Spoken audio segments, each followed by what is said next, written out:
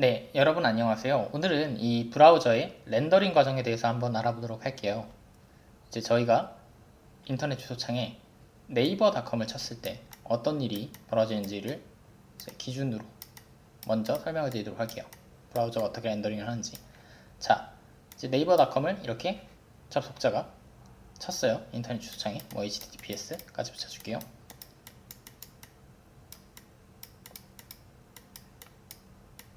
네이버닷컴을 쳤다고 칩시다. 이렇게 네이버닷컴을 치면 일단 접속자가 주소창에 이 주소에 맞는 이제 DNS를 찾아서 이 DNS가 이제 IP 변환을 먼저 시켜줘요. 예를 들어서 접속자가 있는데 접속자예요. 이 네모가 DNS 질의를 먼저 합니다. 이게 244 예를 들어서 DNS가 야 이거 네이버닷컴의 주소가 뭐야 하고 물어보는 거예요. DNS한테 그쵸? 질문. 그럼 이 DNS가 이거는 244 예를 들어서 73 뭐 155 등등등 뭐 XX야 이렇게 하고 알려주겠죠. 그러면 이 IP 주소를 토대로 다시 연결을 하는 거예요. 그러면 이 IP 주소를 토대로 연결을 하면 이게 어떻게 됐냐, 이 네이버닷컴에 웹서버가 있겠죠. 이 웹서버가 이제 HTML과 CSS 이거 여기에 적도록 할게요. 여기다 적으면 안 될 것 같고 이거를 좀 지우고, 자, 이 네이버닷컴이 응답을 해줍니다. 보통은 저런 메인을 요청을 하면 이제 암묵적으로 뭐 index.html 파일 서버에 있는 요걸 응답하도록 하자라고 암묵적으로 정해놓긴 했는데 뭐 요거는 개발자 맘이에요. index.html 뭐 파일을 보내줘서 딱 보내면 이제 이 처음 요청을 보낸 클라이언트는 HTML과 그 다음에 CSS와 뭐 자바스크립트 여러 파일을 내려받겠죠. 자, 그럼 여기서 이제 어떻게 렌더링이 진행되는지 말씀드릴게요. 자, 먼저 이제 클라이언트의 브라우저는 이 HTML 파싱해요. 파싱합니다. 그래서 쪼개서 나눠요. 이 HTML 여러 개로 축축축 여러 부분으로 쪼개서 나눈 다음에 제일 먼저 HTML 로드 과정이 있습니다. HTML을 로드하면 파싱해서 나눕니다. 그리고 이제 이 파싱하는 것을 토대로 이제 DOM 트리라는 걸 만들어요. DOM 트리, 다큐먼트 오브젝티브 모델입니다. 다큐먼트 오브젝티브, 글자가 좀 그런데 오브젝트 모델, 오브젝티브 모델, 다큐먼트 오브젝티브 모델. 그래서 DOM 트리, DOM이란 걸 만들어요. DOM 트리를 만들고 이 DOM 트리는 예를 들어서 여기 안에 이런 노드가 있어, 이런 노드가 있어, 여기는 뭐 헤드 태그가 있어, 뭐 이런 걸 나타내 주는 거예요. 헤드 태그 안에는 뭐 예를 들어서 메타 태그가 있어, 아니면 다음에 바디 태그 안에는 예를 들어서 뭐가 있을까요? 바디 태그 안에는 예를 들어서 div 태그가 있고 메인 태그가 있고 섹션 태그가 있어. 이런 식으로 다 하여간 만들어서 DOM 트리를 만들어 줍니다. 자, 이제 그런데 재밌는 점이 그 다음에 해야 될 거는 이제 렌더 트리를 만들어 주는데요. 이 과정이 어떻게 되느냐, 재미있는 점이 있어요. 렌더 트리를 만드는데 좀 길어지니까 이거 다음 페이지에 좀 나눠서 적도록 할게요. 렌더 트리입니다. 이거는 자, 이 CSS 내려봤잖아요. CSS 로드가 되면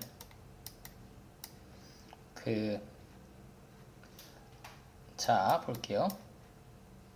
CSS도 로드가 되면 이것도 파싱 과정을 거쳐요. 비슷하네요. 여기까지는. 이것도 뭐 쪼개서 나누겠죠. 이렇게 자바스크립트도 마찬가지로 이렇게 파싱하는 과정이 있습니다. 자, 그런데 이걸 파싱하고 얘는 파싱하면 CSSOM 트리라는 걸 만들어요. CSS 이렇게 쪼개서 나눈 이제 트리 구조예요. CSSOM 트리.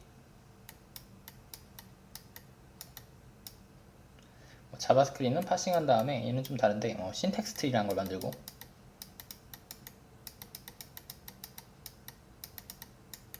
다음에 이걸 바이트 코드로 변환해서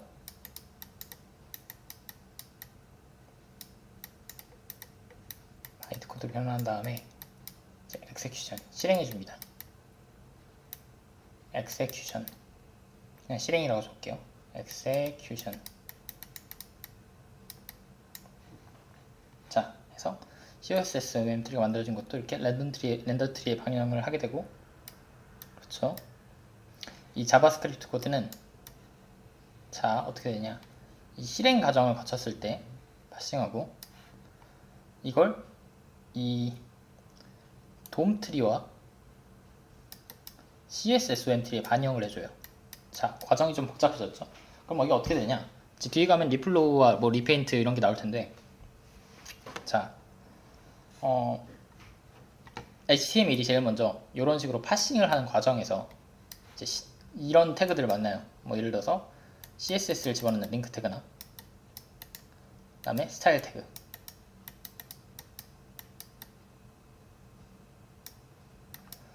그 다음에 이제 스크립트 태그,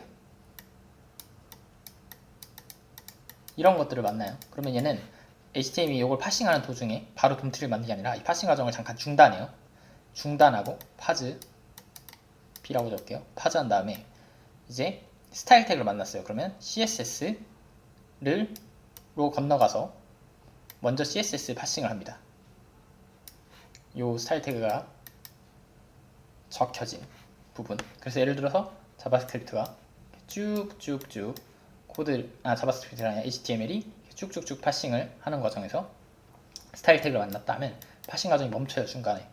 그리고 이 CSS로 넘어가서 CSS 파싱을 마치고 나면 다시 HTML 돌아와서 파싱을 합니다. 이 스크립트 태그도 마찬가지예요. 스크립트 태그도 마찬가지로 자바스크립트 코드를 만나면 이렇게 쭉 하다가 스크립트 태그를 딱 만나면 여기서 잠깐 HTML 파싱을 멈추고 자바스크립트 코드를 먼저 실행해버려요. 그래서 이 CSS와 자바스크립트 코드를 만나면 HTML 파싱이 중간에 멈추기 때문에 보통 이제 스크립트 태그 같은 경우는 스타일 태그도 마찬가지겠지만 스타일 태그는 사실 좀 위쪽에 넣어주는 게 좋아요. 그리고 스크립트 태그 같은 경우는 이제 코드 하단에 많이 이렇게 넣어놔요. 왜냐면 중간에 파싱이 멈추기 때문에.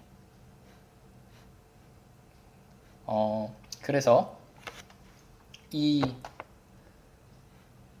CSS와 자바스크립트의 실행 결과를 결국에는 이제 돔 트리와 CSS SOM 트리 요 생성된 거에 반영을 해서 이렇게 렌더 트리가 최종적으로 형성이 되고요. 이런 과정입니다. 이 렌더 트리가 형성이 된 다음을 제가 한번 말씀드리도록 할게요. 자, 그러면 이 렌더 트리가 형성이 됐을 때 자, 어떤 일이 발생하느냐? 이거 제가 다시 한번 그릴게요. 좀 더러워졌으니까. 자, 이 렌더 트리가 만들어졌어요. 그래서 결국에는 아까 같은 것처럼 HTML로 파싱을 하고 파싱, 그 다음에 돔 트리, DOM 트리 만들었죠. 아까 CSS도 마찬가지예요. CSS 트리, CSS도 파싱을 하고 CSS SOM 트리를 만들었어요. 이렇게.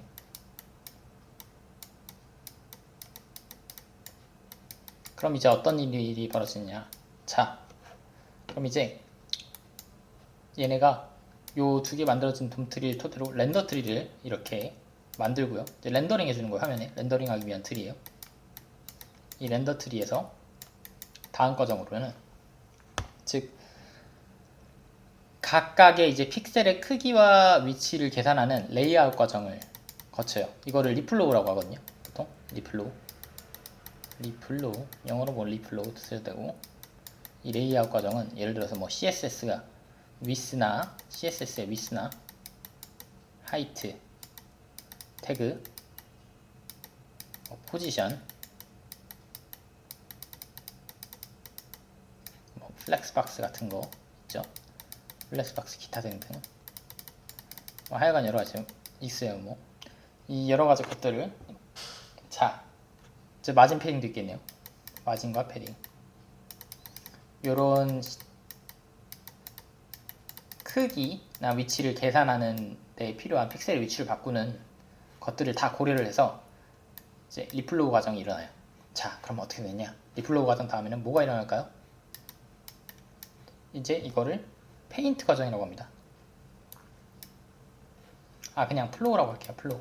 리플로우는 다시 이제 이 레이아웃 계산이 일어날 때 리플로우라고 하고 페인트가 맞겠네요. 자, 어쨌거나 그래서 그냥 레이아웃, 즉 플로우 과정이 일어나고 이 페인트가 돼요. 마지막에 페인팅 과정이라고 하는데 이거는 이제 CSS로 따지면 어떤 뭐 색깔을 바꾸는 거, 백그라운드나 백그라운드 컬러 블루, 백그라운드 컬러나 아니면 뭐 그냥 컬러, 뭐 색깔을 바꾸는 거, 이거는 그냥 말 그대로 페인팅 해주는 거예요. 화면을 그려주는 거. 그래서 이제 결국에는 이 HTML이 돔트리로 바뀌고 CSS도 CSS 돔트리로 바뀌고 자바스크립트는 파싱 과정을 거쳐서 실행이 되어 이게 돔트리에 반영이 된 다음에 렌더 트리를 그려주고 여기서 플로우 크기나 위치를 계산해주고 그 다음에는 이제 화면에 페인팅까지 해주는 과정이 브라우저의 렌더링 과정입니다. 자, 여러분들께서는 이 브라우저의 렌더링 과정을 한번 더 자세히 공부해 보시고 잘 이해해 보시는 것을 추천을 드립니다. 이런 경우도 주로 있어요. 예를 들어서 뭐 저희가 리액트 쓰잖아요. 리액트 쓰는데 어떤 저희가 상태를 바꿨을 때 이 예를 들어서 리액트에서 뭔가를 바꿨다고 칠게요. 뭐 자바스크립트여도 상관없는데 리플로우 그 플로우만 다시 일어나는 경우가 있어요. 리플로우라고 하는데 리플로우만 일어나는 경우도 있고 뭐 예를 들어 이런 속성들을 자바스크립트를 바꿨다고 칠게요. 아니면 이제 페인팅, 즉 리페인팅만 일어나는 경우가 있고 둘 다 일어나는 경우도 있어요. 그래서 리플로우와 리페인트는 항상 같이 일어나는 건 아니다 라고 알아두시면 좋을 것 같습니다.